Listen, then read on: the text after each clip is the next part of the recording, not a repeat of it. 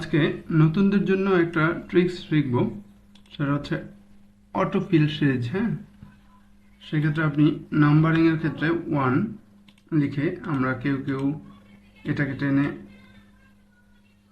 Auto feel অপশনে গিয়ে feel series, হ্যাঁ এভাবেও করা যায় একটা অপশন। আর যদি আপনি চান 1 2 3, হ্যাঁ এইভাবে দিয়ে আপনি হচ্ছে এই 3টা বর্ডার করে দেন মাউসের কার্সার থেকে টেনে নিয়ে আসবেন, এভাবে হবে। দুটোই কিন্তু হয়ে গেল। আর যদি আরও একটু অ্যাডভান্স আপনি চান, সেক্ষেত্রে এখানে আপনি সে অন লিখলেন, এরপরে এই ঘরটা আপনি সিলেক্ট করবেন। সিলেক্ট করার পরে ফিল অপশনে গিয়ে আপনার সিরিজে যাবেন।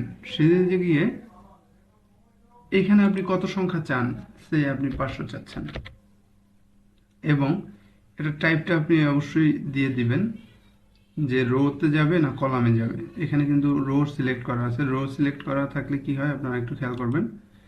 এই যে রো সিলেক্ট করা মানে হচ্ছে একদম বরাবর যাবে।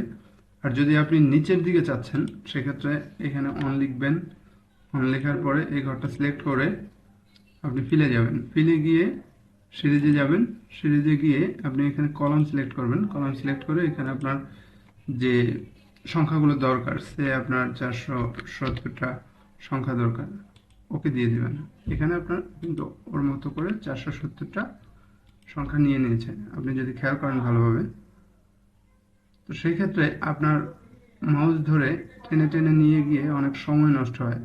একটু অ্যাডভান্স লেভেলে যদি কাজ করেন বা অনেক ব্রড ডাটা নিয়ে কাজ করলে এই ট্রিক্সটা আপনারা ফলো করতে পারেন। আপনাদের কাজ খুবই সহজ হবে। ধন্যবাদ সবাইকে। আসসালামু আলাইকুম।